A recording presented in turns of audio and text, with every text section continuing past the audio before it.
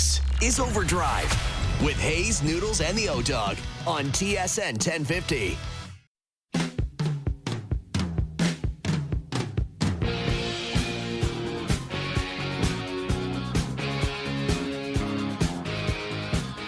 All right, here we go. OverDrive off and running. TSN 1050 on the TSN app, your home smart speaker, up on TSN 4. Brian Hayes, the O-Dog, Jeff O'Neill, Jamie Noodles McLennan. What's going on? What's going on? Just some housekeeping right off the hop. Al's brother doesn't get off the cruise ship and commit to the team for the playoff run. He's out. He's out. Like, where is this guy? I have no idea. How long of a cruise? It's like we're on an island in Hazy B. Just one thing. We had some bets within ourselves. I always thought of the team first. Yeah, not okay. not right. selfish. Not Okay. selfish about the team. That's all I cared about. Yeah, I mean, that might have to be addressed at some point, too, because it's very difficult when you're trying to make a team decision and you have a mutiny on your hands. Well, dude, I said it in the text message. If I went to you and Al's brother and said, I like the Bears, you know what you two would have said? I know for a fact you would have texted him and said, how about the dummy that likes the Bears? That's what you would have said. I don't think I would have said that, but I would have preferred if you piped up. Like Noodles, after we made the pick, he goes, you can't hear anything about your own team. I understand that. After you made the pick, he chimed in? Yeah, he texts me individually. He goes, I like the Bears. But I'm like, well, where was this commentary when we're trying to figure out where we're going? No way, dude. Now, conversely, No way. you also like the Jags, right? You can't just say that you can't Floyd Mayweather this one, right? Yeah. You can't only show the winning tickets. You're also like Jags all day, and luckily we didn't listen to you because we were on the Bills, and you the know Bills what? found a way to win. We came up with a new term for sports athletes, Timu athletes. Timu athletes, and there's one down playing quarterback for the Jags. And if you got a Timu quarterback, you ain't going to win squat. Yeah, I think you're onto something. Like you're indicating it's not Amazon. You know, Amazon athletes are the top. No, we're Timu's talking a different story. We're talking Josh Allen is Louis Vuitton. Yes. And Trevor Lawrence is Timu. Yeah, I would agree with that.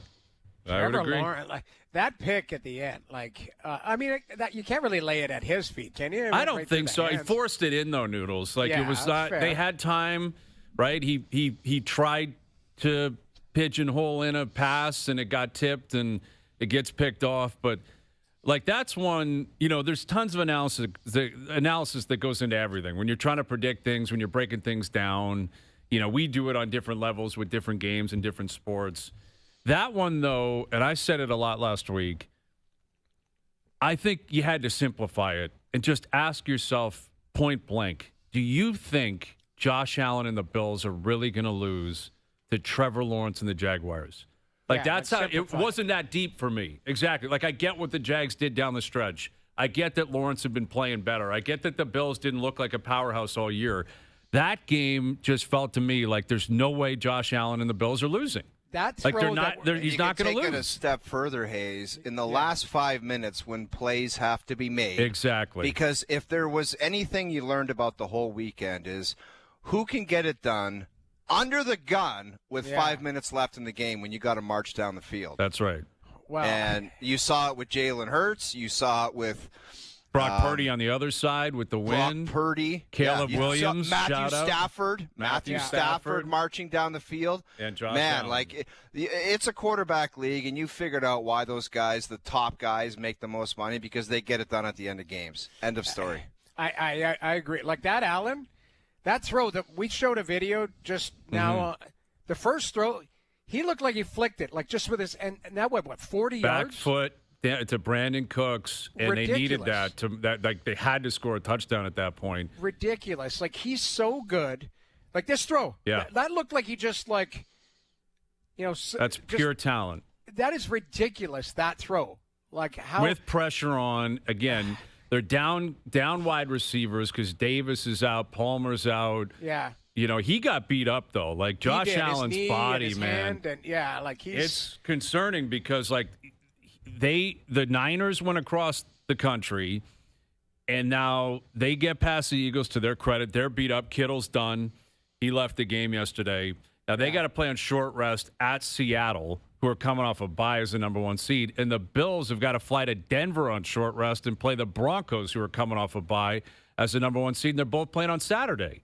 Yeah. So, like, the scheduling, unfortunately, is all about TV production. It's all about, because they play the Monday nighter in the wild card, you can't have one of these two teams playing on Saturday because that would be a really short week. But it's going to be challenging for the Bills and the Niners moving forward. After very, very difficult, triumphant wins on the road wild card weekend, now you got to go into Seattle and Denver, respectively, on a short week. Isn't that what the bye gives you, though? Yes. The bye gives you that. It affords you kind of that, you get jammed up. If you had to play yesterday, you get jammed up where, the teams that are sitting pretty, they're just like, okay, come on in.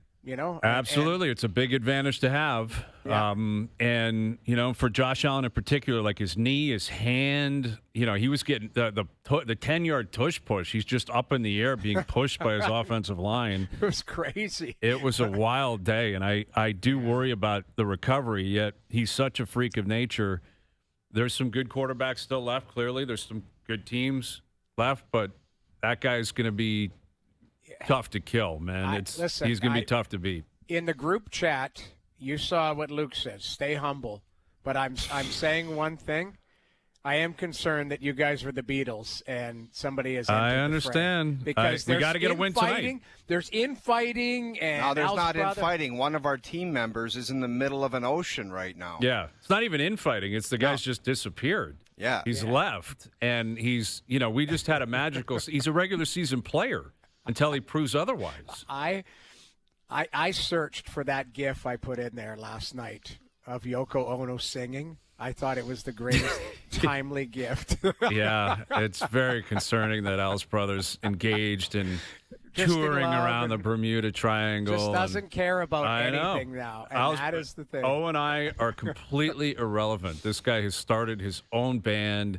He's doing his own thing. Dude, I just called you 20 minutes ago. If this guy doesn't show up, he's gone. He's gone. Tonight, we're on the clock, and we've established the pick. He hasn't even checked in to see where our heads are at. He's just gone. I don't know where Al's brother is. So he's a solo tour, John Lennon. That's right. Solo. Yeah, that's what he is. He needs a new song. It's not "Call Me Out." We need one of Lennon's, solo songs.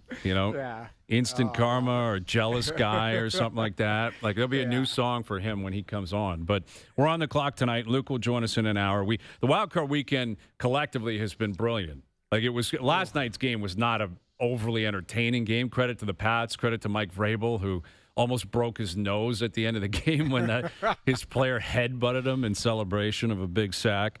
But the games were phenomenal, and there's a lot to get into. We'll do so later in the hour. Luke will join us at 5. Our pick tonight, I guess O and I, with Al's brother, the spirit of Al's brother in attendance for that pick. So we'll do that in an hour. Still waiting to see if there's going to be coaching changes in the NFL, what could happen with Harbaugh and others. There's big golf news today. We'll get to that. But the Leafs are back in action in Colorado this evening. And this is a put up or shut up week for the Leafs. Yeah. They've done the heavy lifting to reestablish the foundation. That's what they've accomplished. Let me just stop you. I think the heavy lifting starts tonight. My point is, if they didn't go 7-0-2, we'd look at this week very differently. Exactly. Yeah, it would probably be irrelevant. Exactly. Yeah. Like if they were 4-5, you'd be like, they're so far out of it. Now you'd be talking, what are they going to do with trades and how do they handle their coaching? Right. I guess heavy lifting is now they're in the conversation of being there, right? Exactly. Like they had to go on a run like this. 7-0-2. A lot of it was against teams that they should beat, Vancouver included, clearly. But to their credit on Saturday, you're supposed to win that, and they did so decisively. Yeah, they just walked in. It's 3-0 before you even flinch. You're like, game's over. They're not losing. So they have established the mojo and I think some sort of a style of play here where they feel like they can win again, which they've been doing.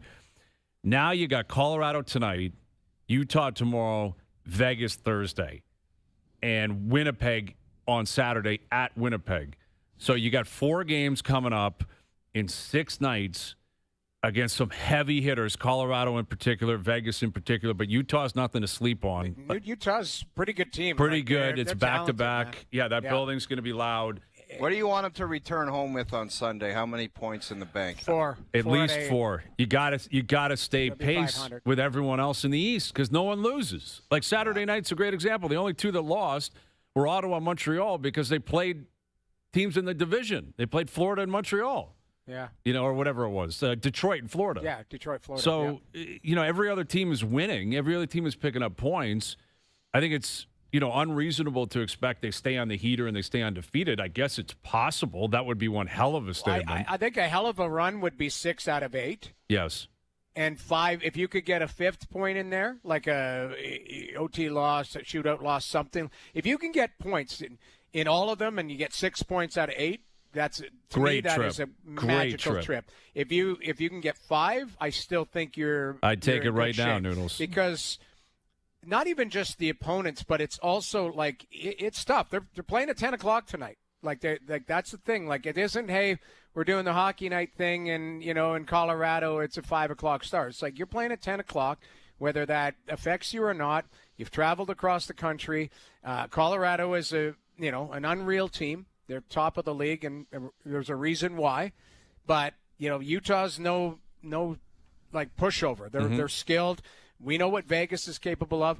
Winnipeg's won 2 in a row. They're actually trying to come out a little bit. I watched them play on the weekend. I thought they played well. But at the end of the day, you've got to play your game if you're Toronto, and you've got to get, I think, 5 out of 8 points on this trip to keep pace, like with all these other teams. Exactly. And again, because of what they did the first 20, 25 games of the year, where they buried themselves to an extent. Now, again, you've laid the foundation where you're back in it. You're back in the hunt. You can't let it slide over 6 nights. You can't, you got to find a way to get to 4 points. Like, I would probably sign off on that right now. If you privately came up to me and said, hey, you get the chance to allocate points to the Leafs on this road trip. We'll give you 4 right now. You don't even have to play. Just go back home. I think I'd take it. And that might be a loser's mentality because they're 7-0-2 in their last 9. If you want a 4-pack, I would always say the most important game of the trip is just tonight. I agree. Like if you can just shove 2 in the bank right out of the gate against a real quality team and get a good feeling, and then it's not like the rest is gravy, but you can just take a bit of a breath, because if you get pumped tonight, then tomorrow's a back-to-back, regardless of Utah. They're not a bad team, but it's a back-to-back. It's going to be difficult. Tonight is like one you really want to get. Yes. And I think they're lucky they got Colorado on the front end, right? Like Ottawa just went through, as you know, Noodles, and it was Utah, Colorado. At least you flew in yesterday, you settled in, and the Leafs are getting Colorado at the right time based on the way they're playing and they're feeling. Not Colorado. Colorado doesn't really lose, and they're a great team, and they're on a heater. Basically, they've been on a heater all season. This game is probably the definition of a litmus test for the Leafs, in general, because it's a quick turnaround, late game, like you said. Colorado's at home waiting for you. If you can show up and play tonight, and Joseph Woll's going to get the start. They're getting relatively healthy, like McCabe's back, Willie's back, and they returned on Saturday. Tanev isn't playing, obviously. Stolarz is on the trip. It kind of sounds like Stolarz might return in the next 2 or 3 weeks. We'll see, but Berube indicated he may end up playing before the Olympic break, which is a month away. You're healthy, and you're feeling the best you felt all year. Like this, if you're going to get Colorado, if you played them 3 weeks ago, you'd get smoked. Played them 2 months ago, you get smoked. Tonight's we would the be night. expecting that. At least here, you're going, if they play the way that they've been playing, they got a chance. You give yourself a chance, and maybe you catch Colorado on a night where they don't have their goods. That's why you play the games. I don't think this isn't, like I told you guys the other day, was it Friday when I flew back from Colorado. That felt like a scheduled loss for Ottawa, just based on the schedule, based on how Colorado had lost 2 in a row in regulation. They hadn't lost all season long. They've lost 4 games in regulation. So you knew that, and back-to-back and the travel and that. You're right. Like, they played Saturday night. Now it could be a Monday night, you got to find a way against a quality team to weather the storm early on. That's where Colorado, that first 10 minutes, it feels like they put 10 shots up. If you can get out of that first 10 minutes, even or head or in the game, you got a chance. Minus 240 is a big number. Like FanDuel's got Colorado minus 240. Any team's getting any team going in there's getting that number. Yeah. How many teams in the league that has Colorado on the second night of a back-to-back you think would say, Just let us go home. They can have the 2 points. Like avoid injury or being Just the whole thing. Like Ottawa the other day when they had to go in there, it was like if they had the option of just take the 2 and we're out of here, not even go there, I bet you a bunch of teams would say no thanks. Well, the altitude is also, it's real there. Oh, like you know, the legs, it's real. Like you're in warm up and the legs, you feel heavier. You feel the altitude. It's not like now you go in and once you get through that first 10 minutes, you feel like, okay, I can play here and all that. But I don't want to explain my mindset to you in Colorado, Jamie, because you might think I'm crazy. My philosophy was you go out for half a night. Like you don't go gangbusters the night before the game, just a half a night. Like just some nice dinner. Because then you're thinking, I just gotta play good because I was out a little bit, and you totally distract yourself from the altitude. Yeah. It's not a bad way to go when you think about it. You just take yourself mentally to a different area, and you're like, I'm not going to worry about the altitude. I got to worry about playing because I know I was probably out a little bit later than I should have been. And it makes you forget about the altitude. Hazy, is that crazy? I like that distraction. It's like a distraction mind game like, that you're playing. I don't have time. Yeah, I don't have time to think about the altitude because I got other problems. Yeah. So, you create a problem for yourself to make you think differently. So the rink is called like Ball Arena or whatever, but it used to be, their old rink was called McNichols. And as you walked in, it had a giant sign saying you were at 1 mile above sea level. It could have been, before Twitter and that, it was one of the greatest troll situation signs ever. As you're walking in, you read a sign saying your legs and your lungs have no chance as you walk into this building. And it was like a troll sign. It literally got them maybe a lead in a game. It may not have got them a win, but it got them a lead. There's no sign there. And guys are now in great shape. They're fine. It's different now, but it is weird. Like you do feel the altitude in Colorado. It is a weird feeling, man. Yeah, and it's on, anyone that's going to play there to figure it out. And it doesn't help either that Colorado is, a stacked team and they're playing great and they're chasing history. They're chasing down that Bruins team from a few years ago. I think they're on pace for one more point right now than that Bruins team. We had this chat the other day, like, is 97, like, has he put himself, like, has he gotten closer to McKinnon? Tied in points now. Tied it's a in very points. Interesting conversation on this show. Well, Tied in Celebrini, points. I agree with Brian because MVP to the team, too. Celebrini, that team's in a playoff spot. San Jose, none of us picked them. I don't know if they even picked themselves to be in a playoff spot, but they've played very well. That is the definition of MVP. But McKinnon, you can't discount the fact that what he's done. This guy's ridiculous. Question. I mean, the guy, right? He's leading the league in points now. McDavid's right behind him. It's a fascinating hunt for the Rocket as well. Right. If it's McKinnon and McDavid chasing down 60-plus goals, that will be electric down the stretch. And I think what makes it, adds an element of, intrigue is the fact that they're going to be teammates in a month at the Olympics, and they're going to share the ice. And the updates coming back from over there. Did you guys see the jumbotron, like the rink? This thing, it's the thing. It looks like a 28-inch TV. Dude, someone in the sent sky. a GIF where it was like, "Is this a jumbotron for ants?" Yes, it's Zoolander. Like, dude, that's what it was. It was a Zoolander GIF. Is this a jumbotron for ants? Right. It is wild. There were some positive takes out of CJ. By the way, great job by Chris Johnston going over there. I thought it was an embarrassment. Like, those dressing rooms, they haven't even been drywalled yet, man. I know. There's no drywall on the walls of the dressing rooms. The Geppettos will be right there. You know how it is. They're going to clean that. That'll be not a problem whatsoever. I don't know, Noodles. Not a problem, Jamie. They got games there in 5 weeks. I think there's a real chance a team skates out onto the ice and has paint on their back and they don't even realize it. Well, all I know is in expansion in Minnesota in 2000, okay? Our first game, they were still finishing the rink. Like the dressing rooms underneath, they were still doing some work for the Minnesota Wild's first game in that building. Happens all the time. They did that with the Dome. Remember the Sky Dome? We had Paul Molitor on, and he's like, Paul Molitor was like, it was the Brewers Jays, and day of the game, they're like, man, these guys are putting lights up in here. Yeah. I remember watching the news that morning. They're like, they're still putting toilets together in here at the Dome. Yes. It was a scramble. Big time. That's the thing that I think people get frustrated with. This didn't sneak up on anybody. No, it didn't. They didn't get the contract to build that, 8 months ago. This has been, years in the making, and it's like somebody was like, yeah, I'll get around to it. Like, figure it out. It just, I hope. And They'll you're be also fine. saying, They'll be how about fine. this, though? You're going, great job, CJ.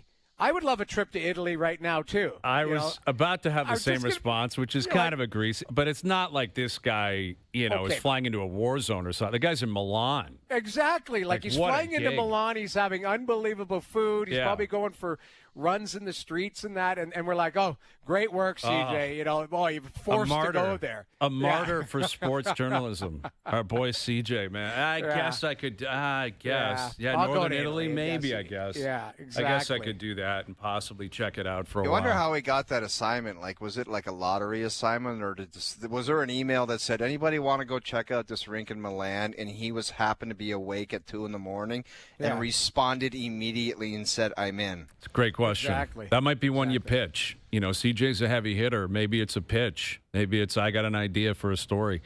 This is a big week for that, right? The Leafs are going through Vegas. A lot of people, I'm sure, saying, yeah, I could possibly take that trip. That might not be a bad one. I thought we were going to. I thought we should. Don't you think we should have been there? Well, of course. But, it's okay. Nice. It wouldn't have been nice It to would have see. been a lot of fun. Now, is the Mitch Marner story that big for you right now? What's or not really? fascinating? So the game's on TSN on Thursday. We've got it on Thursday. And the Golden Knights are in L.A. the night before. So the whole song and dance with Marner, I'm not sure what the build-up's going to look like. They're not likely to have a game day skate. I can't imagine he speaks with the media day of. The following week when they roll through Toronto, they're in Boston the night before, so probably the same routine. I'm very, very curious.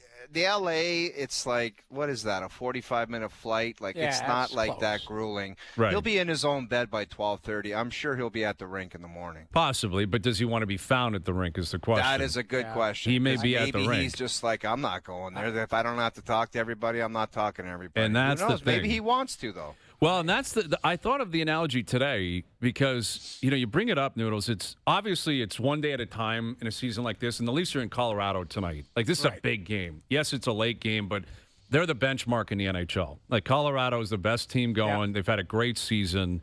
I'm really looking forward to seeing how the Leafs respond tonight. I think they're going to play well. I don't know if they're going to win, but I think they've earned that level of confidence with the way that Usually they play play. pretty well in that building. And they if I generally remember do. correctly. Well, they usually start well and then try to hold on for dear life. Yes. That they've had a few of those where it's like They had one where 4-2. they were up like 4-1 or some 4-2, and then Colorado came storming back. Storming, like 29 shots in the third. Guys are blocking shots with their teeth, and they won 4-3. That was a few years ago. But I'm really excited for the game tonight. Tomorrow, not necessarily as much. But I think when the dust settles on Wednesday, that's when Mitch is going to come back into things. And the timing is fascinating because it's the first time in a long time, because of how well they're playing and because they're winning and because they're healthy, Marner has really He's brought his name up. He's faded in the market. It was a constant conversation in the summer throughout camp when they were struggling early in the year. It was every single day. Oh, Mitch Marner ran here. Hey, what about this? Marchand brought him up last week jokingly, ran him out of town. Okay, he came back up. It was more about Brad than it was about Mitch. But it's almost like one of those movies or pieces of literature where it's like, the girl, it's like the movie Swingers. Remember John Favreau? He's like, man, I miss my girlfriend in New York. And then he meets Heather Graham, and then the girlfriend calls him, and he's like, actually, I'm okay. That's what this feels like. It's like the end of Swingers where Mitch is going to come back in to the picture, but I think people have finally been like, it's enough. We've moved on. He's not coming back. He's not going to be here, and the Leafs are playing well. But you know what cures everything in pro sports? What's the hot girlfriend in pro sports? No matter what, it's winning. Always. Right. That's Because what it and is. they've run into Heather everything Graham go here the away. last 9 games. Yeah, it makes the goaltender problems go away. It makes social media posts go away. It makes people talking about Mitch Marner. Everything is good when you're winning. That's There's right. no Exactly. distractions. There's no one bringing up an old player. No, nothing. It's just you start winning, it's all smooth sailing A month for the ago, most part. But a month ago, we were talking about them more because their power play was not good. They were struggling in the standings. There was all sorts of things. So it's like different team. Matthews can't play without Marner. All of these, rumblings, whether they were fair or not, Now, all of a sudden, you're right. When you've got points in 9 straight, it's like, okay, well, we found a formula here that has moved on from that. Their power play does look like it has some semblance of clicking nightly. All of that type of stuff, where before you're like, power play can't even get set up because Marner used to carry it through the neutral zone. All these types of things. Now there has been a phase where it's like, okay, maybe the early breakup, everyone was in shock. Now it's like, okay, life has moved on. That's right. And the PK for that matter, too. And he was number one PK. He did everything. And their penalty kill has been huge. Penalty killing, goaltending, getting some health. Carlo's been good. McCabe's been good. They're feeling it. Craig Berube's laughing and joking. And, he looks like he's in good spirits. Should be. Did you say Stolarz is going to possibly be back on this? Yes. So Berube said today, Stolarz is on the trip, and he was skating this morning with the team. First time he's done that. And Berube indicated he may play before the break, which the Olympic break is a month away. They have, I think, 12 games left. He wasn't going to put a definitive timeline on it, but all of a sudden Stolarz is out there. Those look like new pads, too. Does he work? I don't know. Anyway, get all pads. And they got 10 pairs of pads. Yeah, I guess so. They change their jerseys. But True enough. The thing but is, it's interesting that now health, he's on the. right? All of a sudden, he's there. We'll come back and talk about that because the timing. I don't want to get into speculation on goaltenders, and Jamie, I don't want to disrespect the position. No. But this year, they've been disappearing at the weirdest times. It's just like Demko the other night. The guy on Saturday. Yeah. The guy on Saturday disappeared. I thought he got pulled. But now he's out for 10 days. It's like. I don't know. I don't know what happened. I don't ever want to talk about injuries, but man, oh man, it's weird how they just fly out of the net and they're gone for 2 weeks at a time. And then I don't know. I can't deal with it. Yes, there's a number of examples. We all know what they are. And Stolarz, no one knows exactly what's going on. The Leafs know, obviously, right. But there's no transparency. Again, it may be a coincidence, it may not. But Wall's playing really well. Dennis Hildeby's playing really well. And it's like if you're at some point the athlete, you got to play. You got to play. You got to get in there and earn your keep because another guy's going to come in and try to take your job. And only one goalie can play every night. They can't say, all right, you're starting on the third line. Good to have you back. Give us a week. We'll get you back up to your usual spot. Only one guy's playing. And right now, the other two guys are playing really, really well. And That's right. And I would say to him, you're going to have to sit and watch those guys play if they continue to play well. I understand you're one of our guys, but if they're both going, you got. I don't know. I just find it frustrating, man. It's just agree, a frustrating though, but scenario. I think it's individual. Craig Berube starts on that particular night who he believes is going to give him the best chance to win. Mm-hmm. That's it. I don't think it's like, hey, we got to get you back in the mix because of this and that. It's like, are you going to give me the best opportunity to win? Because regardless of them getting 9 points in 9 straight, they're still going to be in a fight the rest of this year. Absolutely. And this isn't about just working people back in. He's got he's got the right to get back in. But if the other two are playing well, Craig will probably look at them and say, I need this guy, I need that guy. I think you might need 3 the whole rest of the season. I think you're probably right. They have up to this point. They have up to this point. All right, Luke's coming up. I'm going to need some help from you guys to determine which was the worst loss that I have personally suffered the last 8 months. We'll break that down. A lot of news out there. Again, Brooks Koepka coming back to the PGA Tour. Bregman signs out of nowhere on Saturday night. He's going to the Cubs with the Cubs for reportedly $10 million more than the Red Sox were offering him. They are freaking out in Boston. Well, he wanted some more years from the Red Sox. Allegedly, but exactly. I mean, anyway, we'll get into all this kind of stuff and the potential fallout for the Jays, the AL East, et cetera. And Leafs with a big week. The Raptors had a good weekend. Again, last night in overtime, Scotty Barnes, player of the week in the East. Overdrive continues. TSN 1050 and up on YouTube Live. Now, back to Overdrive with Hayes, Noodles, and the O-Dog.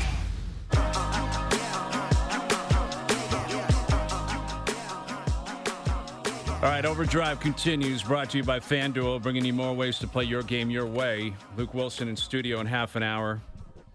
HBO on the clock. We need it tonight, man. We need it tonight. We're already down 4-1. You guys picked. You're perfect. 3-0 in your picks. What is the race to? 14 points. 14 gives you a majority. So a lot of games left, a lot of points still left. Staying humble over here. Oh, do your best. Yeah, credit to you guys. Give me the spread tonight, and I'll give you the selection right now. Houston -3 at Pitt. It's Houston all day long, dude. It is Houston Aaron all Rodgers. day long. You're going to go against Aaron? Yeah, I am. Yeah, I am. We're going to figure out. We talked about Temu quarterbacks. C.J. Stroud is going to determine if he's Temu or not tonight. Mm-hmm. Temu or not. Are you agree. Louis Vuitton or are you Temu, dude? Big night. Big night for him. That defense in Houston has been electric. Tomlin in the playoffs, Rodgers in the playoffs recently, not great. So I'm with you on that. Okay, we'll lock that in about a half an hour. I like where you're at. And listen, the Packers game, what a choke job. And now it's just a gong show because Matt LaFleur's got a year left on his deal.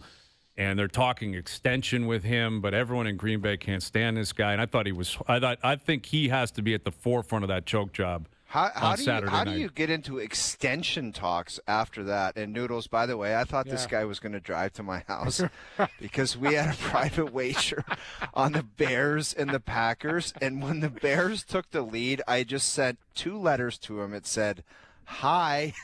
And he never wrote back. I was so mad. He never wrote back. Yes, and Brian, you had to know the text that I put into the group chat was maybe coerced as well, talking about Matt LaFleur. Yes, everything was coming at me, and I get it. I got to own it because I picked the Packers. I said multiple times I'd much rather Chicago than Philly or anyone else. I wanted the Bears. I don't believe in Caleb Williams.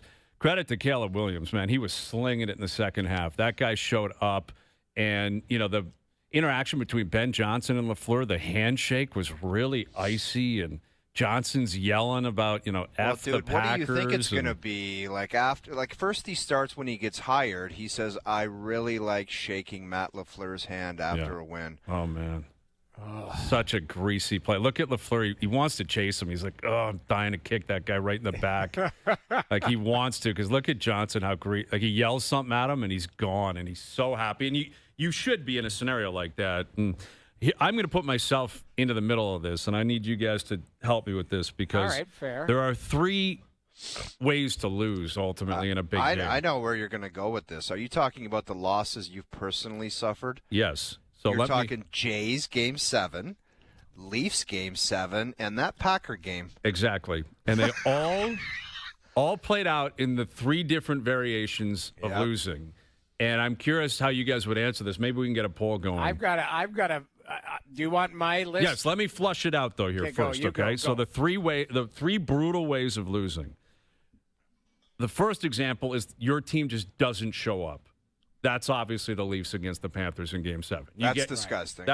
That is so hard to handle when you're watching it and you're like, man, this is such a big game. You're so amped for it, and just immediately, they're not here. They're just going to get pumped, and that's what happened. The second option or second variation of losing is heartbreak. That would be the Blue Jays. It's a great game. It's a back and forth. Anyone can win. Lead changes, just a remarkable sporting event, and someone has to lose, and it happens to be your team. And the third variation of losing is choking, when you have it, it's over, and you throw it away. So those are the 3 options, and the 3 teams I follow the closest would be the Leafs, the Blue Jays, and the Packers, and it's happened to them all in different ways in the last 8 months. Blown out, team doesn't show up, heartbreak, choke job. Which one is the worst, in your opinion, to experience? The Leafs one is almost the easiest to overcome because you can leave halfway through the second period and say, you know what, there was never really a chance tonight. You know what I mean? It was like, you just mentioned it. It's like, it's disappointing, but they weren't there, and they never really had a chance to win that game. So it was like mentally, that would almost be the easiest to deal with.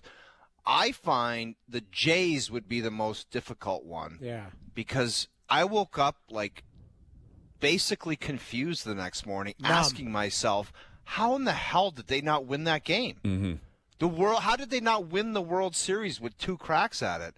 And I was just confused / disappointed. I mean, the choke job to Green Bay, it's like, you expected some kind of response from Chicago. Obviously, you want Green Bay to lock that down after the way they played. What was it, 21-3? 21-3. man. And it was 27-16. Yeah. Like you pile on one more TD there, that's lights out. Yeah, or get a stop. One something. stop. Yeah. You know. So you text me. I think you called me and you're like, they literally stopped playing. Yeah. They stopped The playing. biggest play of the game, the biggest drive of the game or possession of the game was the first possession of the second half. It stung that they missed that field goal to end the first half because then you leave with a loss in a way, if that makes sense. And Chicago leaves the field with a win. Instead of 24-3, it's 21-3. But the Packers get the ball to start the second half, and they go 3 and out in like 4 seconds. And it was pathetic, predictable play calling by LaFleur. And it gave Chicago an opportunity to say, okay, they're not going to come out and kill us, right? Like the Packers are fine with just putting up 21 points and having a great first half.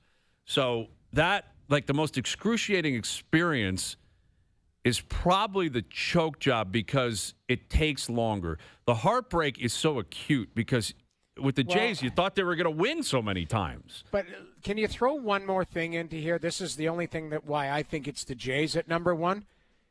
That's the World Series. I know. It's Game 7 of the World Series at home. It's Game 7 of the World Series in your own building. I know. See, with the Leafs, that's round 2 of the playoffs. And I get it. The Leafs that's uncharted territory.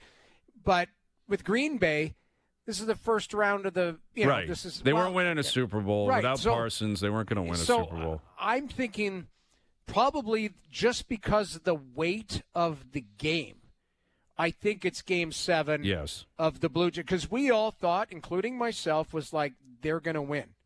They're going to win in that building. And it looked like in the 9th they were going to. Like that, or the 8th. What, it was the 8th or 9th? Well, 7th, 8th, 9th inning. Like they had opportunities in the 10th, 11th inning. You know, It was in the 9th, Kiner Falefa. They had all those opportunities. The Kiner Falefa was in the 10th. The Paez catch in the 9th off Ernie Clement. The was ball crazy. getting caught underneath. Like, there was just so many different things going on. There were a million different things. Game 6. I think the magnitude of what was at stake is probably, doesn't Jays go 1? I would agree with you. But, again, it ultimately doesn't matter. It's just every sports fan can relate because there's the 3 ways of losing. Your team gets blown out. There's heartbreak or they choke. With heartbreak, and like you said with the Blue Jays, there's no self-loathing. You don't hate anybody. You're like, wow, what an effort, what a game. Can't believe it. Someone had to win. With the choking, there's self-loathing. You know, you're like, God, I hate this team. You know, I really hate. Someone's got to go for that. Someone's got, like, there's no way of, like, promoting it as anything but negative. And the same thing with the way the Leafs went out, clearly. But it was a great weekend, and we'll see what comes of it tonight with, literally a legend in Aaron Rodgers. This could be his last game tonight. Like, this might be it. He loses tonight. He may just retire after the game in 2 weeks, 3 weeks. Maybe he returns, maybe he doesn't. Mike Tomlin may be done in Pittsburgh after tonight. So there's a lot on the line. All right, Luke coming up in 20. We got a mood meter. I think you're going to step up with a little mood meter, the 7 Canadian coaches, and where they stand on that. Breaking news after the break if you want to get to it. Okay, breaking news. So we'll get to some breaking news. We got a lot of breaking news today. We'll get to that and more still to come. Leafs in Colorado tonight. OverDrive continues. TSN 1050 and up on TSN 4. Now, back to OverDrive with Hayes, Noodles, and the O-Dog. All right, Luke Wilson in about 20 minutes. And we're just talking about this on Friday, that there have not been any coaches fired in the NHL. Been GMs fired, but not coaches. And I guess the streak has come to an end. Dean Evison is out down in Columbus, and Rick Bowness is stepping in. That's interesting. I saw Rick the other day. Great coach. I think Dean Evanson's a great coach. I just don't know if Columbus is. I guess maybe their expectations were higher. I don't know. I guess so, but I'm with you. How are they what's higher? Columbus doing? Yeah, I know. I wouldn't have pegged Columbus as the team that would go first. I think Jersey's in trouble. Our boy Sheldon Keefe, they're in Minnesota tonight. They lost again over the weekend. To Winnipeg. Now they got Minnie tonight. It's not good. There's some ugly seams. Our boy top 50 Dougie could be available and might be traded at some point.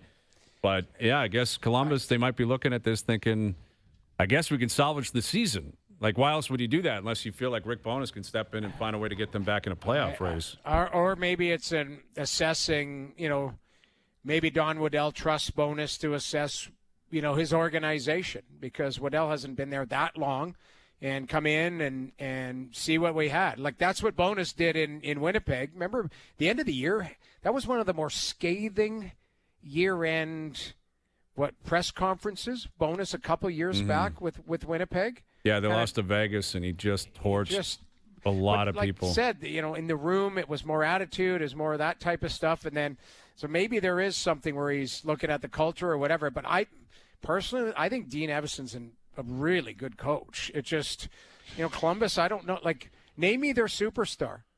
Is it Marchenko? Name me the guy that makes a save. And Jamie Weathers. Werenski's their star. Zach Werenski. Sorry, you're right. Zach Werenski is a superstar. But I'm up front, like, they've got a bunch of good young players, Cylinder, they have needed an elite centerman for as long as forever. But I the think last the guy they had Fantilli was Ryan Johansson, and he left and went to Nashville.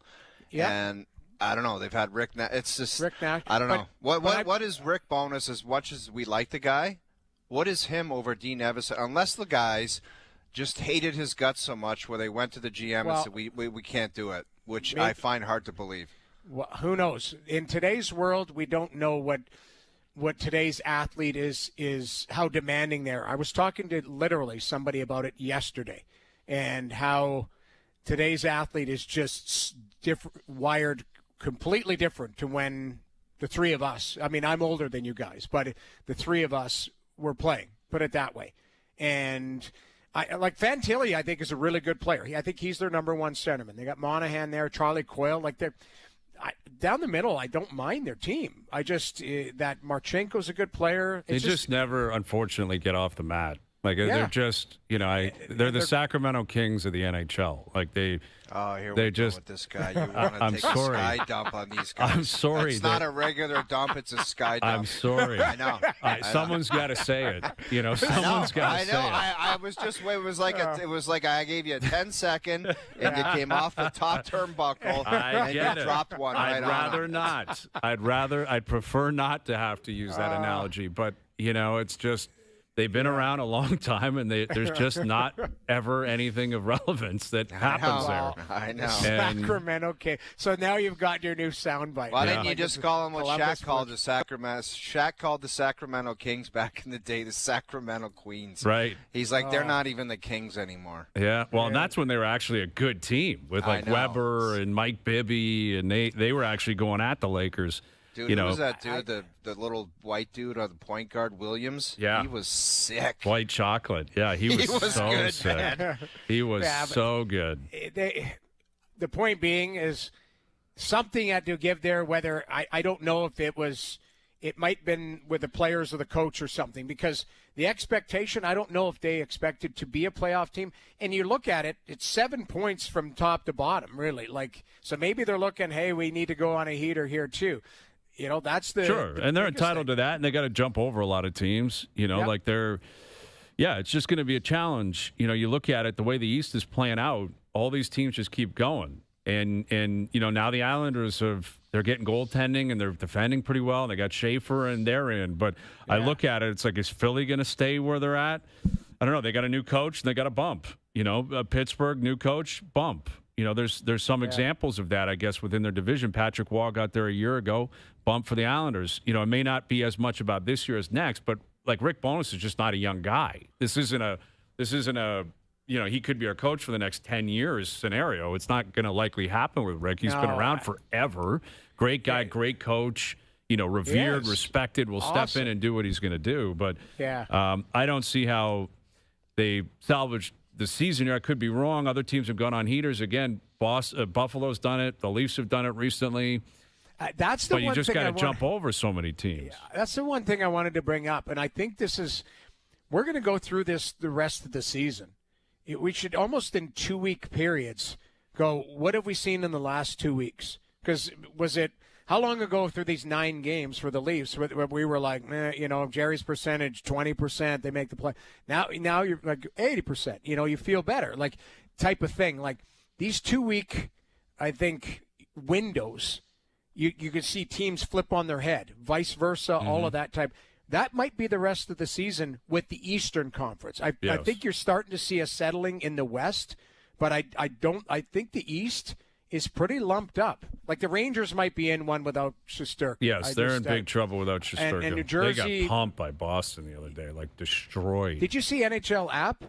They had to put the 10 in a different. It was 10-2. It looked like 2-1-0. I was like, what's that score there? And it was 10-2. Don't be mistaken. Ugly. Yeah, I think the Rangers are in trouble. The Devils are in a bad place. Ottawa's got some demons right now. Like there's some weird stuff going on there. In Ottawa, they lost again to Florida on Saturday. 10-2. Oh. Yeah. So, and then Columbus. But, you look at it, like the Leafs are knocking on the door. Florida, you still believe Florida's going to be in it. Whether they get in or not, I guess will be left to be determined. I don't see them fading. I think they're going to be in the hunt. So, it's going to be tough sledding. But there you go. There's some coaching news out of Columbus. That one just kind of caught me by surprise. To be honest, I just didn't see that one coming. And given that Evison is very well respected, and so is Rick Bowness. I think it's just probably, hey, we're going to try something different here. Yeah, so, I guess so. Different. Weird. All right, so there you go. Some breaking news. We'll catch up with Luke into the next hour. The Leafs in Colorado tonight. Brooks Koepka back in the PGA Tour. He's going to play at the Farmers in 2 weeks. And then at the Waste Management, I want to know how the $5 million charitable donation is working. Yeah? You think that's that like $100,000 over 60 years or whatever the hell the math is? You think it's deferred? Dude, no one's pulling out a chunk of 5 sheets and saying, Yeah, well, he'd have it. I'm going to build homes for people. I hear you. And he's out of the player impact program, so he can't make money on that. And that's allegedly or reportedly a part of this, that you're not going to be able to make that money. So they're counting that as part of the penalty in projecting what could happen with Koepka in the future. But he's a big name, and they've opened the door for 3 more guys to return. DeChambeau, Rahm, Cam Smith. They're basically if you 3 want to come with Brooks and cripple and end live golf and come on over here carefree, we're willing to have you back. And they put a timeline on it. By the way, I just want to say I think it's great for the new Roloff or whatever his name is. I think it's great he did this. The new commissioner. We'll get into it more in the next hour. Luke's coming up. More on this. Leafs in action tonight. OverDrive continues. TSN 1050 and up on TSN 4. This is OverDrive with Hayes, Noodles, and the O-Dog on TSN 1050. If you smell what The Rock is cooking. Hour 2 OverDrive continues, powered by FanDuel, bringing you everything from the opening line to the final score. Brian Hayes, the O-Dog, Jeff O'Neill, Jamie Noodles McLennan, Noodles, and Luke Wilson in studio. Feeling very good about himself. We're staying humble. We're staying humble. 3-0 on your picks. We jammed you. We tried our best to jam you. Seeing the board very clearly early in the playoffs, much like you were early in the season, which actually makes us feel very comfortable. Listen, we have you right where we want you. I just have a couple things. Noodles and I spoke earlier today. This playoff run is all about staying humble. As you know in the group chat, after every win, we just consistently say, let's just stay humble. It's so annoying. Let's stay humble. We get a win, let's stay humble. All right. Well, good for you. I will say I do have a couple gripes. Okay. You can hear them out. Yes. Is, as we all know, and you guys have agreed to this, the regular season doesn't mean a thing without the ring. That's just the reality. We get it. Yeah, let's get some new material. But I also am a little upset. I'd like to know what's going on with Doogie, because all year when we were getting smoked and we were going to be the 2 seed in the playoffs, Doogie, literally, games weren't even over yet. This guy's tweeting score updates. Right.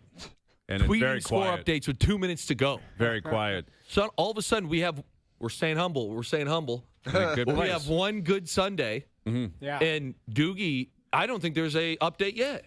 No, he's on a cruise with Al's brother. Yeah, that's Doogie's literally not here. Speaking of Al's brother, another gripe I have, and this is the big one. Mm-hmm. This guy all year in the group chat has been the meltiest. I'm going to call him a turd. Yes. He has been an absolute turd. Disrespectful. Yes, he has.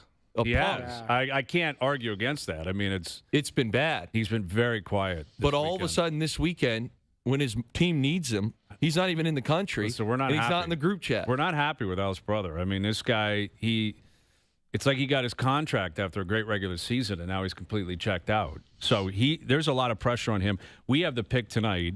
A must win? Do you think it's a must win? No, I don't think so. If you're down 5-1, there's still a lot of games. Boys, Ryder Cup style Noodles. Yeah, Ryder Cup style. It's a tough day one of the Ryder Cup. That's precisely what it is. But the Super Bowl, there's so many points on the line. Big swing.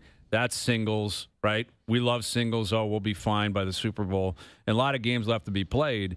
But we need one tonight. Houston Pitt. And, you called the game last hour. You said this is a lock for us. We're going to jump on it. You want to make that announcement again? We're happy to flush it out, but we're all over the Texans. Yes, we're going to lay the points. You're not cheering. You're not cheering. You're not happy about that. You know that's the pick. I did. I asked you guys. You're fine. We're on Houston tonight. Mike Tomlin, Aaron Rodgers in the playoffs on a Monday night. You're going against Aaron Rodgers. That's the thing. He's 42 years old. He's 42 years old. He hasn't won anything in a big game in a long time. He just won the AFC North. No, he backdoored into the AFC North. Default. They won 10 games this year. He didn't even play in half of them. Let me just ask you this, Parks. Let me ask you this, and I'm still calling you. You'll always be my Parks. Yeah. Who? You're telling me you wouldn't take the Texans tonight? No. Not Get -3. serious, man. Not Your -3. nose is growing, dude. Your nose is growing. Okay, can I put this out there? So you guys locked in, though. Can we get confirmed? It's been locked. We're on Houston, -3. Yeah, lock Laying it the in. points. So on paper, I would say yes, but this Texans offense is not good. Like, they are bottom half of the league in almost every statistic. Mm-hmm. Stroud has not been an elite player whatsoever. So I look at this thing, and I think that this is a classic greasy Pittsburgh game. Do I think they'll win? I think it depends on how well Aaron plays. Now, he's not going to be Josh Allen. He's not going to be Matthew Stafford. But can he muster up 17 points? I think he can get 17. And do I think C.J. Stroud is going to score 21? No. If he scores 20, it's a push. If they score 19, we're winning. I think, A, he can. B, I think the defensive turnovers will side in favor of Houston. I think they could put points on the board tonight. You think they pick off Aaron? Yes. Or fumbles or what have you. I mean, listen, you saw what they did last week. They asked him to throw the ball 47 times. This guy, they don't have the run game. Talking about the Steelers. Yeah, I'm talking about the Steelers. Yeah. Houston's defense, #1 in the league. The pass rush is going to be all over him tonight. Agreed. It'll be quick passes. 42 years old in the cold, getting hit. He's not going to like that tonight. And I look at Tomlin, the last 8 to 10 years, it's been regular season, get them up, get them in, and they fall flat in the playoffs. Yeah, because they're rolling in there with who? Mitch Trubisky, Aaron Rodgers, Kenny Pickett, Cabbage Hands. Aaron Rodgers is 42 years old. Did you see him last week when his team needed him? Yes. Threw for 294. He's got DK Metcalf back. When was the last time he had a great playoff game? It's good. You're going to ask me that next time I'm on. I was going to say tomorrow. It's been a while. I'm going to say yesterday. It's been a while. It's been a minute. Parts on the other side, you not think it's a defining moment for C.J. Stroud? Because we saw yesterday, we call them now Temu quarterbacks. They're not for real. We saw the Temu quarterbacks yesterday. Did. This is a defining moment for this kid. I would agree, and it's not an easy task. I mean, obviously the Texans' defense is an elite unit, one of the best out there. But the Steelers' defense has played well down the stretch, and I think they will stop the run today. Hayward looked last week. Yes, he did. He looked incredible. T.J. Watt, if he can get pressure. Stroud has got to manage this game. I don't need him to come out here and play like Josh Allen, but he's got to play well, because this is what I'll say. If the Texans get up, especially 10 points, this thing could get ugly. But if this comes down to which it could, a 13-10 just greasy game, I like Tomlin in the Steelers in that style of game. I wouldn't disagree with that. I mean, listen, it's a tough game to call. They've all been tough. They've all been very captivating games. Last night, maybe notwithstanding. Chargers their O-line is disgustingly bad. Yeah, and Herbert was bad last night. Yeah. Not Temu. Don't put him in that category. He always gets let off the hook, and he couldn't move the ball last night. I know that the offensive line isn't great. It wasn't great all year, and he still found a way to make plays. Sure. There were a couple of bad drops, a couple of times he got hit, but they have some weapons there that you should be able to utilize. He chokes in the playoffs. He didn't have a great game. Herbert chokes in the playoffs. He does. Okay. My question is, though, is C.J. Stroud a Temu? That's my question. Well, he wasn't as a find out rookie, tonight. but we're going to find out tonight. We're going to find That's out. what I'm Valid gonna question. say. I'll tell you It's who a I valid was question. most disappointed in. This weekend? Yeah. Trevor Lawrence. Yep. Okay. Got it. You know why? Petroli. He's Timu. I couldn't get over it. Let's take Herbert. And I'm everything you said is completely Pat's factual. defense showed up. Their offensive line isn't great, Pat's but defense Herbert is did not very make good. plays last night. Okay, but you look at Herbert, no run game, absolutely no run game yesterday. Took 6 sacks, and every one of his scrambles, I think -1, is not a design play. It was like he was under barrage. Okay, and I get you'd like them to play a little better, but I look at Trevor Lawrence, I'm like, you did have a run game. Now, what got weird is that the Jags got away from it, but you had a run game. Like that first pick, I think it was the first or might have been second quarter. I did a couple of hits. We talked about Jay. Like it's just generic cover 2, and we piped the Tampa 2 linebacker right in the chest. Yes. What down? Forcing It was it. funny because I was gonna send a message to the group, and I swear I'm not making this up. But they're down 3. There's 59 seconds left, and they have no timeouts. They get the ball, and I'm like, if this is Josh Allen, this game is at bare minimum tied. Bare minimum. And I thought to myself, I'm sitting in the room above Jay's studio. I go, he's going to pipe somebody in the chest on the first play for an interception. Like, that's exactly what I thought. I'm like, here comes a pick. Now, he didn't pipe anyone in the chest, But he forced the ball. It pops into the air. You look at Josh versus Trevor, and in every aspect of that game, Trevor has 2 turnovers. Josh has none. Josh uses legs numerous times to make big plays. Trevor barely uses legs. Trevor throws for 207, I think it was, and Josh was, 263? Like, in a playoff game that was back and forth, Josh Allen utterly dominated Trevor Lawrence's performance. But yet that cannot be surprising to anybody. And this is what was confusing to me leading up to the game. The amount of people, and a lot, I would say the majority of people, I believe yourself included, were saying, well, Jags have done this, Jags have done that, Lawrence has been this, Lawrence has been that. And I kept looking at it thinking, guys, it's Josh Allen and the Bills. They're not losing this game. That's fair. They're not going to go down against a team with that history and a quarterback that is built and wired the way he's wired and they're going to lose the game. Okay. Like there was no way they were losing. I'm with you on that, but my counterpoint would be I was worried about, running the football. You're talking about the Bills running the The football. Bills got smoked by Jacksonville's defense. Like part of why I thought Trevor Lawrence was going to have an edge here is that he would have an awesome run game because of how bad the Bills' defense is at stopping the run. And I personally believe that the Bills' pass defense, which statistically is a very good defense, part of that is because everyone's gashing them in the run game. Right, exactly. Like they're committing to it. I thought their defense played well, though, last night. They did. Like I thought Joey Bosa had some pressure when he needed to. I was like, man, Trevor, get this thing going here. Yeah, and it was a close game. I get that they didn't blow him out. Cam Little missed a kick. Now, that was weird. How did they give that at the end of the half? Yeah. That was like a ball never lies moment for me, where it's like the half ended, but they're like, actually, there's 1 second left, so we'll give you a field goal. Bizarre. And they roll out the record holder for long kicks, and he's changed it. Parts, I got to tell you, I thought about you, Parts, watching the L.A.-Carolina game. You know why? Because your stories about Matthew Stafford in practice about, that was a foot off, that was a foot off, that last throw he made to win the game. Insanity. It was like that was put into an area where it's like I could just see it, like all that practice about finding like a 2-foot window to put the ball. Yes. And that was like practice makes perfect. And like that throw was so good. Insane. And Like, those insane, type of throws over the weekend were the defining moments. Defining That moments. one, the Williams throw on 4th down to Adunze, the Cooks catch by Allen in the 4th quarter. It's funny. Like those 3 throws were the throws of the weekend, the plays of the weekend. I had Zach Galaris on the podcast today, and we talked about that throw to Cooks. And I was like, hey, from a quarterback perspective, can you talk to me about this throw in this play? And he's like, what's crazy about it, he took a massive hit. He goes, this protection, he goes, see how Josh is pointing here? He goes, Shakir should actually be sliding. He goes, it's a bad matchup protection-wise, but Shakir is supposed to pick up that free hitter that hits him right in the chest right there. You just watched. So what's crazy to me is that imagine you think you're completely protected. You're like, man, I've got this thing buttoned up. I understand the coverage. And one of your own guys is looking the wrong way, and you got to sit in that pocket and be like, okay, well, I'm going to absolutely get tattooed here and deliver this ball.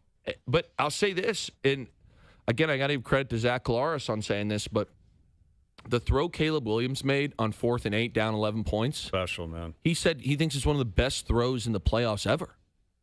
Like from a talent, not moment-wise. My guy. From a He's my guy now, talent-wise. Parts. You know, remember the one? It was the Roma Dunze. Yeah, no, that was the game right there. Here we go. Here we go.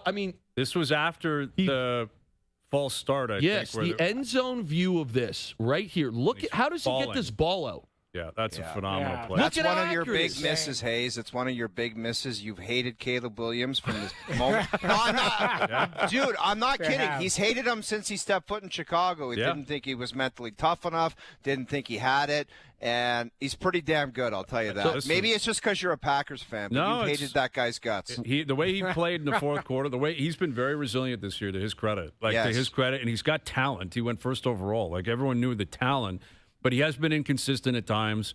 That offense has been shaky at times. Like the Packers, people didn't think he had the stones for that performance against Green Bay. I didn't think so either. That was his first playoff game. Let's remember that. Crazy stat here. This blew my mind. I had to go through and I combed through all of it to make sure it was real.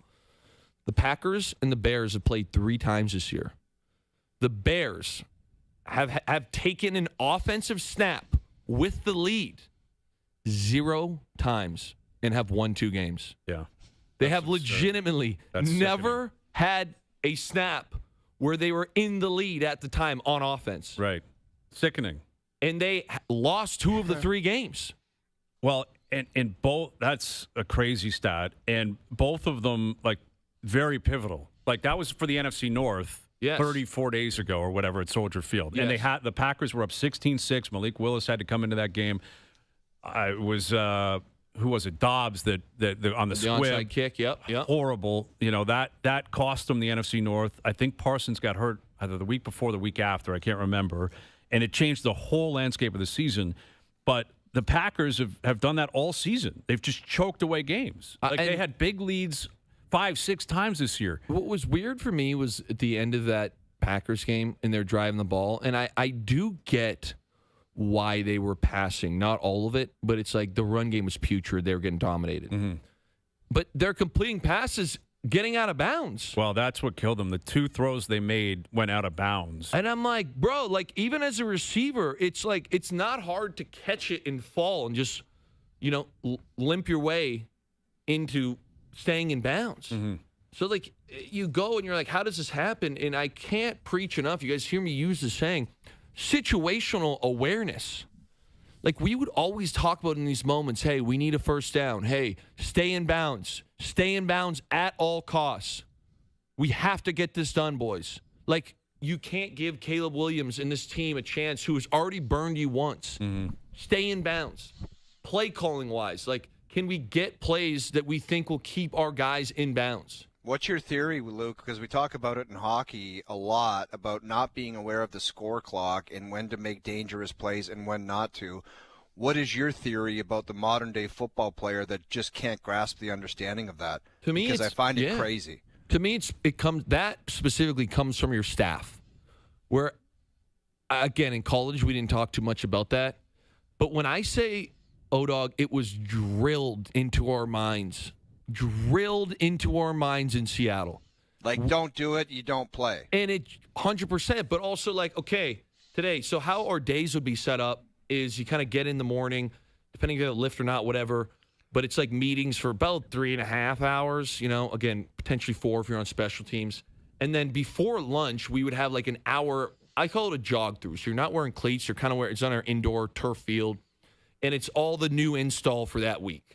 But the end of every single jog through, we did a situational football period, which again, it was not full speed. But Pete would come in, none of us knew it. And it would be like, okay, hey, it's the end of a half. We're starting on our 7-yard line. We have 1 timeout and there's 1:40 left. We're actually trying to just get out of the half without giving the ball back. Or it's, okay, we just got a turnover and we're up 3 and we got to kill the time here. So we're doing what we call 4-minute offense. Thursday, same thing. Like, you think of this, you're doing 18 weeks of this stuff. So we have play and a kill. Okay, there's 14 seconds left. We need a first down. We don't have any timeouts left. So it's literally, here's the 3 plays we would call in the situation. We got to complete it. Once you get the first down, do not stand up. Like, okay, everyone's got to know the yard line. Get down, sprint to the line of scrimmage, get your kill in so we can get the field goal team. And we would time it like, how fast can you guys get this done? How fast can we get this done? So that we have an idea. Same sort of thing, 4-minute offense. Okay, here's our 4-minute plays.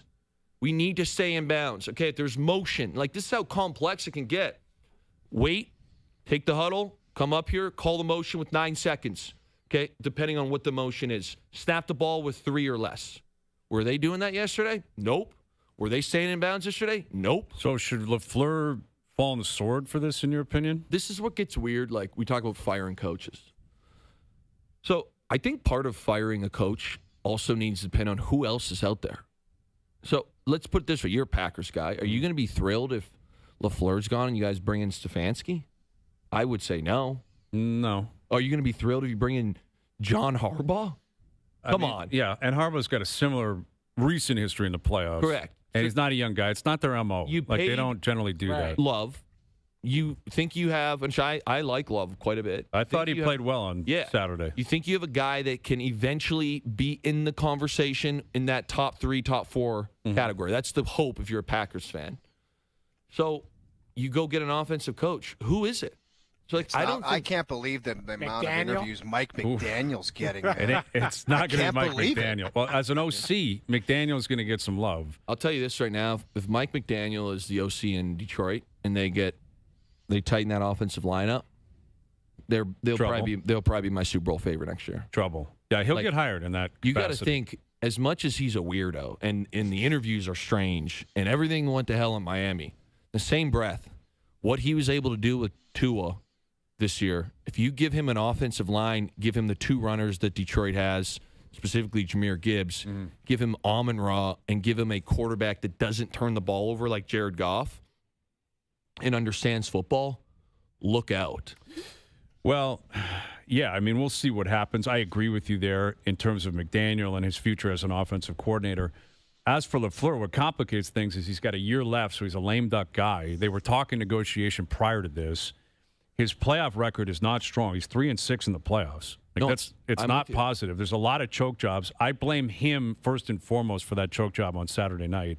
But the play calling, the first possession of the second half was the most important possession of the game, and it was just a horrendously predictable 3-and-out from LaFleur. He's famous for it. And, you know, they went out, they traded Matt, they drafted Golden, they never do, a wide receiver in the first round. They trade for Parsons. They win their first 2 games, and they look like juggernauts. And ever since then, they've just faded. Yeah, and bad losses. Bad losses, choke jobs, to a divisional rival like Chicago. I don't know. I think they'll probably bring him back, but he's got – this is a classic example of a sports team where you can either look up and say, would championship organizations accept this, or would they think we got to take that next step and chase it? Or you can look down, which happens a lot in sports, and say – sure, this is tough, but we could be the Jets. It could be Cleveland, could be Miami, so it could be worse. And that happens all the time in pro sports. Then you gas them then if you have those championship aspirations. I agree, but what I'm saying is... Just to send the message to everyone else in the organization. I'm not sure they do, though.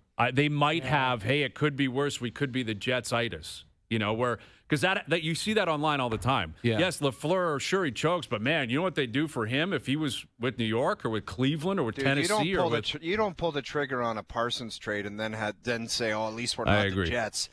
I hear you. I'm with you guys, but where I get jammed here, again, is like if you're going to go down that road, who do you hire? Well, like, there's no one out there right now that I love. You don't fire him for the sake of firing him, correct? You got to have an option. Would Robert Saleh getting a second chance? Yeah, like, I know he's a defensive guy, but look what Saleh's doing, man. Tremendous hire. Unbelievable hire. And I think now you've got to get an OC. Maybe it's Mike McDaniels. Maybe Parts, how much do OCs make? Tell me that. How much do they make? Oh, I'm guess the top tier guy will make over a schmil. Oh, yeah, for I sure. thought it would be more than that. Yeah, I don't know. To be honest, I don't know. I think the guy down in Miami, remember the guy who was caught doing some funky stuff? Which guy? The offensive line coach or whatever. Remember the guy down in Miami? Yeah. Look that story up. I want to say he was making $2 or $3 million as like an old line coach or something. He was doing snoots on a FaceTime with somebody before a team meeting. He was up. He had his He had his hands in multiple cookie jars. That He guy was was- not supposed to be We here. had some problems going Yes. on. He I remember was that in guy. South Beach. He was and- making 2.5. I think. Yeah. I believe we had that conversation going. This guy makes $2.5 million, and he's acting up like this. Yes. I'm pretty sure. Yeah, I think a top OC partsy, they're making Right. more than a sheet. Yeah, I think yeah. maybe $3 I million. love or that something. turn a sheet. I love that. The term. best. It's the best. 3 or 4 sheets. Yeah. Yeah. Is there a more, I don't want to say disrespect, is there a Super Bowl coach that gets less respect than Nick Sirianni No. in the history of But football? he deserves it. Like, He just won a Super Bowl last year, and people hate this guy in Philly. I wanted to utterly puke watching that game, and I'm gonna just put this on the radar here. I was like, I'm pulling my hair out. I'm so frustrated watching Philadelphia. Roster-wise, offensively, they are loaded. Like, it is insane how good they are. And then you come out here and you're like, it's like, and I made this comment yesterday where it's like, it's such a circus on the sideline. We're screaming at A.J. Brown because he's not hustling off the field and they're worried about a penalty. Then you're fighting with A.J. Brown. You know, an hour later, it's like Big Dom catches a ball on the sideline, which was funny. Okay. Why does that guy have a headset, though? It's like He's a Big Dom security is guard. on the sideline, okay, as a security guy with a headset on. Yeah. Yeah. And then Bizarre. it'd be one thing if all of these shenanigans occur and they were buttoned up. Like, I look at Vrabel as a buttoned up guy. I don't know if you were watching yesterday. He is sprinting down the sideline, screaming at the officials because he knows more than the officials. He's yelling at stuff. This isn't a penalty. That's not a penalty. At the end of the half, this guy was on it. He was like, we need to steal points at the end of this half. Okay? He's so locked into the game. Yet, 3rd and 11, end of the game, season on the line. You're at home. We throw a ball. You would have liked Devontae Smith to catch it. It's a bit high ball, whatever. Okay, 4th and 11, boys. Like, we talk about situational football. A good staff, and you can blame Sirianni, you can blame Kevin Patullo, is like, hey, in a gotta have it. That's literally used to say, here are gotta have it. Yeah, game on the line. Season on the line. Season on the line. What are we going to? Here's our play. Here's our 2 plays on the play sheet. Okay, you know those big, like, you see Sean McVay. This is the kind of world I lived in. He has that big old thing and there are different colors on it. You'll flip it around. It's like, oh, gotta have it situation. He's got a little box on there that might say, like, again, This play, break. gotta if have need it. be. 4th down. Got to have it. Here are my 5 plays. And it's literally right there. Boom. We're on it. And this is why I think Sirianni gets so much heat. We blow a timeout because we can't get the play call in. And then if you watch, this is right after the 3rd and 11 drop to Devontae Smith. You watch it. They barely get out of the huddle. And then Devontae Smith and Goddard aren't sure what side to go to. So then we're walking to the line of scrimmage. I think it was Devontae. And then we got to blow a timeout. And you have 3, so at least you could have potentially stopped the clock and you'd stop the run. And there are little things that add up. And then you go to the timeout. You have this meeting of the minds. And again, I know I'm getting a little bogged down in football minutia, but you come out here and you draw up 4 verticals.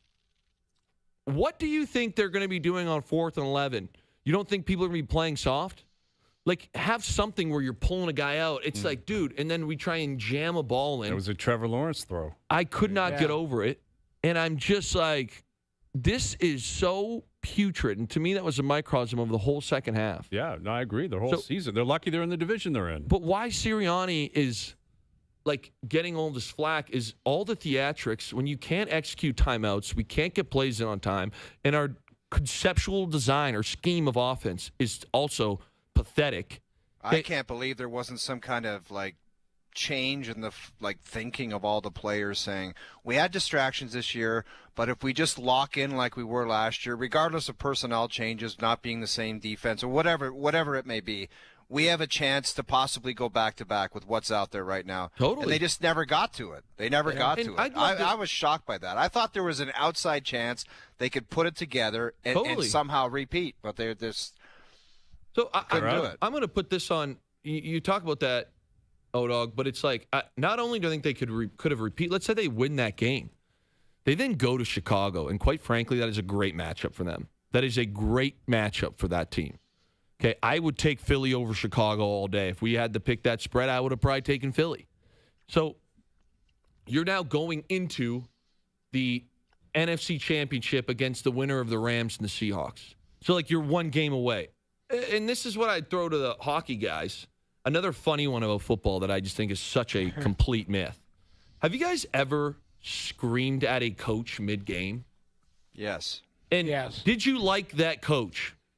Yes. Really? Yeah. Like, I Not see in the that. moment. Okay, I see that, and I'm like, when like Sirianni's like, it's just out of love, it's emotion, whatever. Every time there's been a thing in the football league that I've been a part of where guys are getting into it to the point where you're in the coach's face, and then afterwards people are holding you back and you're dropping F-bombs. You don't like that guy that much. Sure, you might have respect for him, whatever. But, like, they make it sound like, oh, man, it's like two brothers, two kids fighting. It's like, bro, we are getting yelled at. Our star player is getting yelled at because he's not hustling off the field, which I don't have a problem with. But then he comes back and tells you to whatever. Okay, I'm not going to use profanity. This is not a good culture. Like, you have created a toxic. I got to be careful swearing right now. It's just on the pod. I'm allowed to swear on the pod. Yeah. No, I don't know. I don't know, boys. Maybe it's different in hockey, but like in my time in the NFL, I don't remember anyone really going up to Pete and ripping him a new one. Hockey's different because nobody gets in anybody's face. The coach is on a bench, and if he's giving it to you for 2 weeks straight, you might lean back and say, why don't you go bleep yourself? And that's the end of it. Yeah. And you might have to hear about it at a later date, but there's no, like, getting in someone's grill. Like yesterday. Not to mention, too, it's a smaller roster, Luke, and the other thing, like you may not like the coach, but you respect him a ton. I've had some pretty hardened coaches, right? Like, I had Al Arbor, legendary coach. I've had Mike Keenan. I've had Joel Quinville. I've had Daryl Sutter. Like, these are guys who are known, to be can press buttons. And at that time you may not love them, but you certainly respect them, and they're trying to get you going and show you a direction. But like I don't think it was ever, F you in the face type of thing. It was more like, you zip it. I hear you type of thing when the guy's chirping at you, and he's probably rightfully chirping at you because you're probably playing terrible or out to lunch type of thing. So I think it's different in football. Yeah, and would have been the case yesterday. I think it also depends on if they win or lose. Remember Kelsey getting at Andy Reid a couple years ago? Totally. That's right. But then they won, and it was like, oh, it's all good. Yeah, we get fiery. It's okay. Like, that was really disrespectful. And that's Andy Reid. Yeah, go. So, I don't know. I think it's just kind of fascinating that it's unraveled like that in Philly, and they just won a Super Bowl last year. And they're still loaded. Like, their defense is sick, and offensively they have generational guys. Right. And now, again, we'll see what, like, the discourse around Jalen Hurts, like, he loves this. Go talk about the coach, man. Don't talk about me, because he down the stretch wasn't great, and he wasn't great yesterday.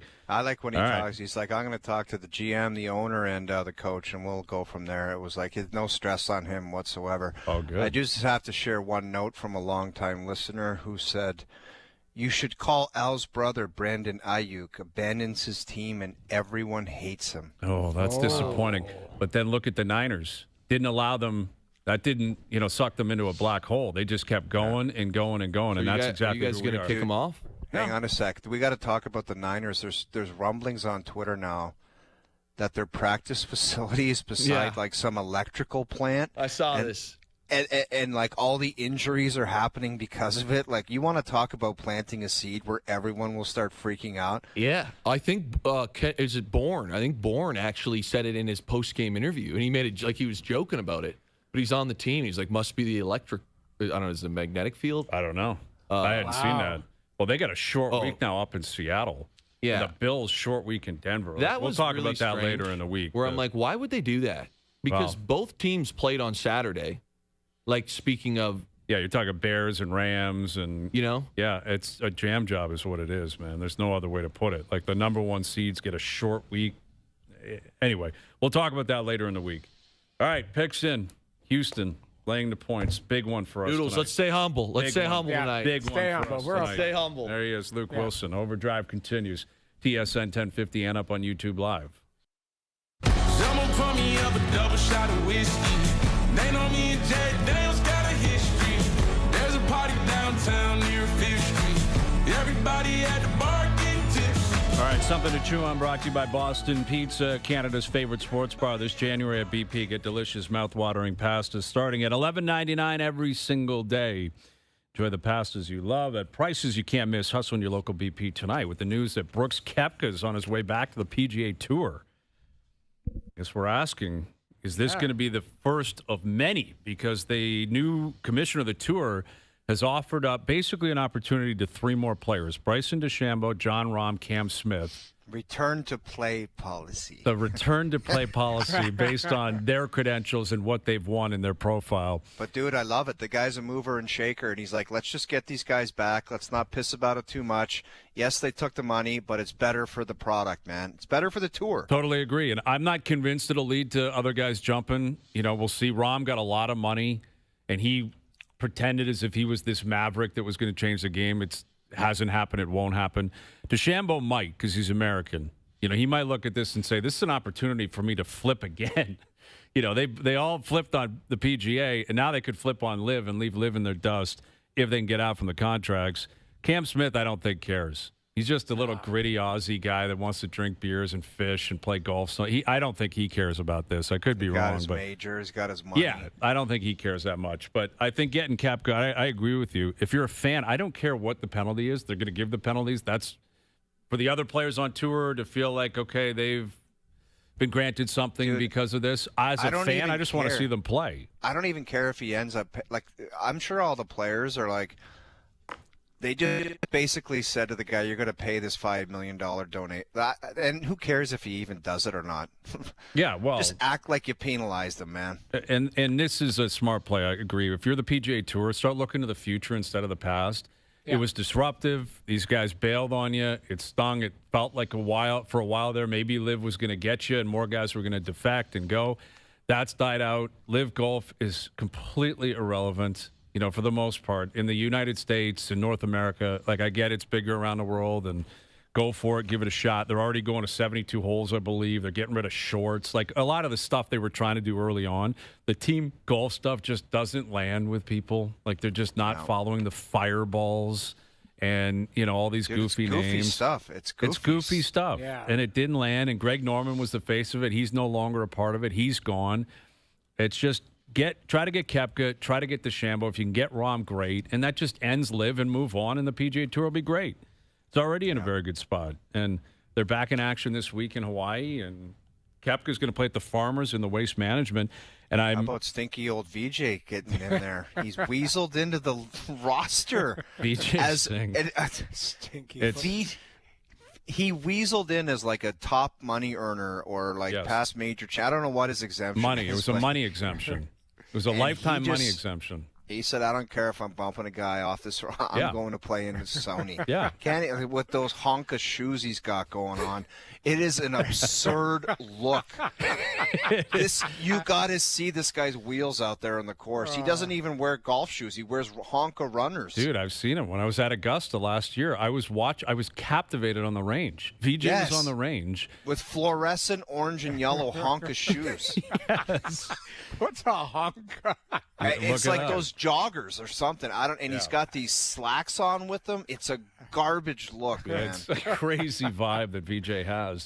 And you're right. He's like, I can get on tour and I'm taking it, and that means he's on and someone else I believe is off.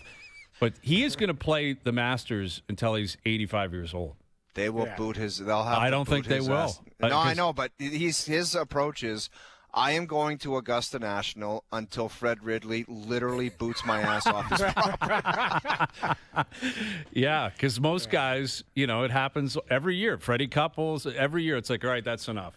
I'm 65. I can't play anymore. I've had a great run. But VJ's not going to get the point. Stop playing. Fred Ridley is going to have to go in the butler cabin and get pissed drunk to get the nerve to tell VJ you're not coming back. Yeah. That's going to be – I can't wait for breaking news. VJ has been told to leave the premises. Yeah. Consider yourself a non-past winner. You're not welcome back. Yeah, I think that's definitely possible. But today we officially launched the PGA Tour TSN 1050 want you to be the unofficial correspondent at the Players' Championship down in Jacksonville. I presume Koepka will be there. Brooks Koepka will be there. We're not just sending you to the players. You're going inside the ropes with full access. You're going to be walking side by side with the players at the players. So starting today, head to tsn1050.ca, tsn1050.ca, and submit your audition tape. Recreate iconic calls from the players or make up your own masterpiece from your favorite moments.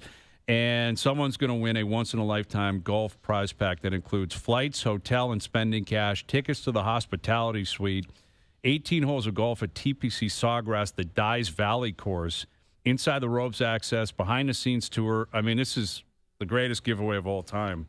TSN1050.ca. Get on it. Go check out Brooks Koepka and maybe more live players as they return to the tour. All right, Leafs in Colorado tonight. Why don't we come back? You can fire up your mood meter. Rapid-fire mood meter, and we'll tee up this game one more time. The biggest litmus test of the year. Colorado's waiting for you. They're the best team in the league. They've been basically killing everyone. Yeah. The Leafs have been awful on the road this year, right? They got 4 road games this week. You've taken care of business recently. They're playing really well. They're healthy. They're feeling good. The vibes are electric. You got to start winning on the road. Tonight would be the biggest statement you can make if you can find a way to win it. We'll tee that up, get to our best bets. We'll have his mood meter. We'll do that next. All right, best bets powered by FanDuel. Make your picks and assemble a same-game parlay in seconds on the FanDuel Sportsbook app. Houston laying the points tonight in Pitt. I think their defense shows up. I think they make life for Aaron Rodgers miserable this evening. C.J. Stroud, he's got to have a night. Definitely got to have a night. But I think this Houston defense can put a lot of pressure on this Pittsburgh offense. So I think if you can get to 17, 20 points, you got Houston winning and covering tonight. Best bets powered by FanDuel. Same-game parlays now available for every NFL game on the FanDuel Sportsbook app. Please play responsibly, 18+, physically located in Ontario. Leafs in Colorado tonight. Needless to say, a massive underdog tonight, paying like plus 190, plus 195. But this would be the biggest game of the year, right? Biggest win of the year. Find a way to win this game. And Wall is playing. Wall played well the other night. That means Hildeby will go tomorrow in Utah. It's the ultimate, like everyone talks about, a statement game, measuring stick game.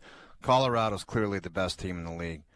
I think there's been a GM that's come out and said, I don't mind our team, but there's no way in hell we're beating Colorado in a 7-game series this year. Like, they're that team. So let's see what you got. Mm-hmm. Yeah. What do you got tonight? You're going in with a positive mindset, right? The way they've been playing. Yeah. The thing is you've got an opportunity. Like if you look at it, Colorado is due. They have not had any adversity this year. No. Nothing. So their adversity is they lost 2 in a row. That was their adversity.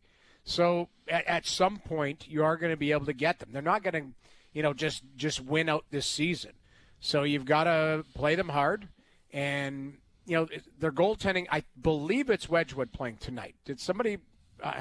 I thought it wasn't confirmed. Mm-hmm. Scott Wedgwood has played, but they had a kid the other day that got his first shutout or got his first win, and I don't think he's starting. So I believe it's Wedgwood. You got an opportunity.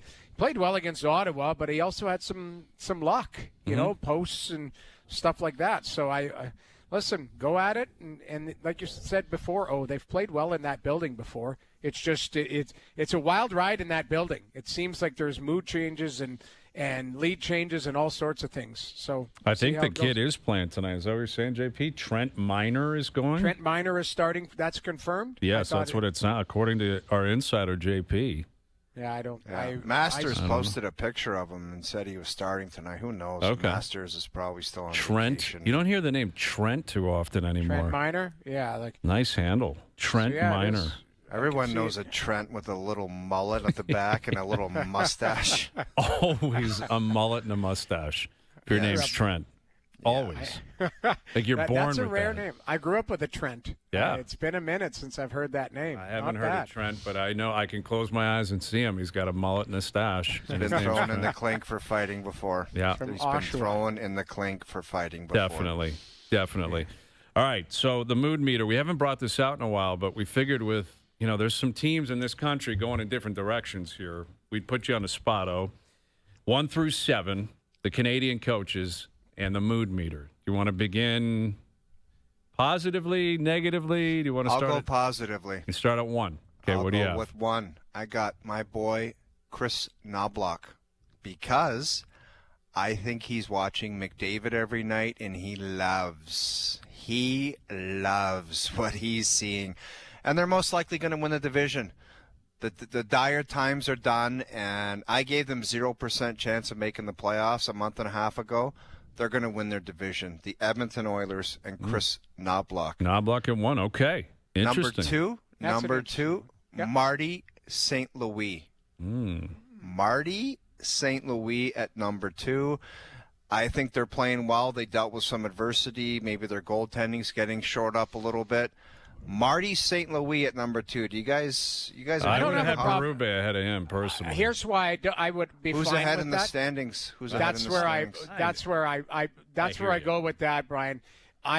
You look at Montreal had 7 games on the road. They picked up 10 points. They come home, they get a win. Like, I think St. Louis looks at the standings and like he's happy. Berube still wakes up when they're on the outside looking in, even though they're 7-0 And that's 2. the That's reason. the only It's reason. my list. It's I- my list. And you that's asked my. me. I was Thanks giving for you my explaining. opinion. Okay.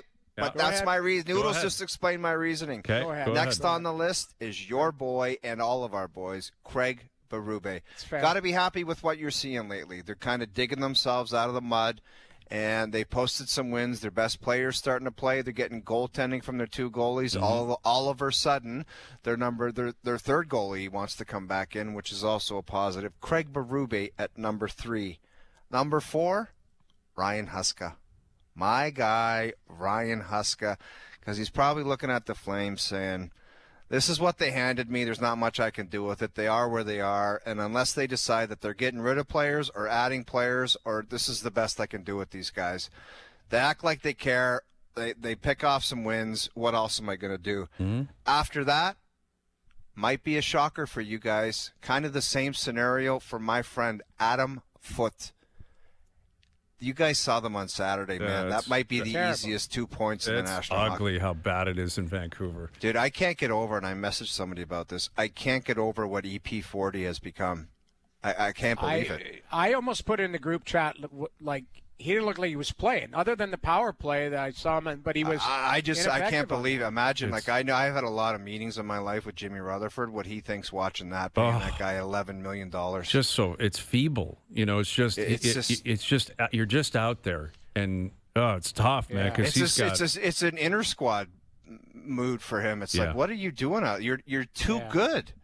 But I don't know. Yeah. I don't know. I don't know what they do out there because they're rebuilding, but they don't want to go scorched earth. They want to keep veterans. They're stuck with Pettersson. You're stuck with him. I think you're fine to be stuck with him, but you got to figure out what you're going to do with the other guys that are on long-term deals that have no move clauses. You know what the crazy thing with Matt Pettersson is, guys? Besser, He just signed him. The Pettersson Garland. started as soon as the ink dried on that contract. As soon as he signed that contract, that's when this nonsense started. Yes. yeah. Basically to the day they agreed to the deal, and then it was like all of a sudden it hit the fan, and he was just not the Crazy. same. Right, Number Adam 6, Foote. Yep. Arneal. Scott Arneal Winnipeg. is just got to be looking at this saying, we won the President's Trophy last year.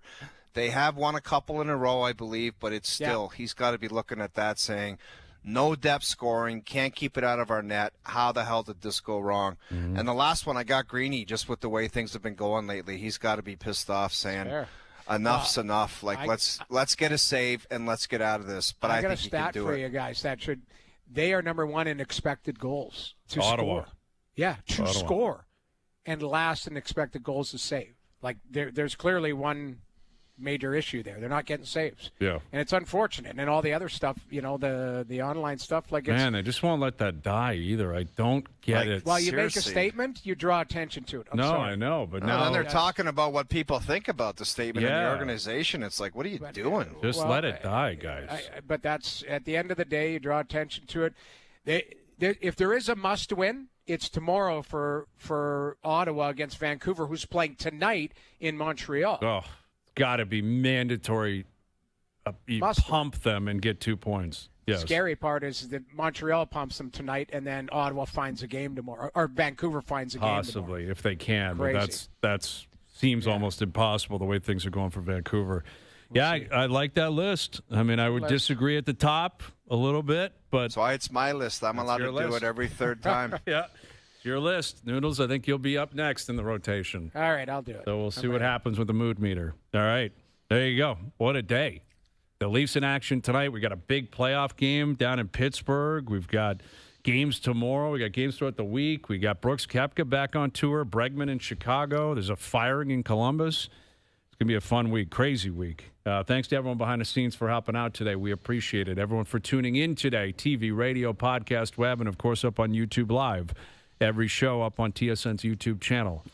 We're out of here. Enjoy your evenings. Enjoy the games tonight. We're back tomorrow at... Al's brother, you are Timu. 4 p.m. We'll chat then.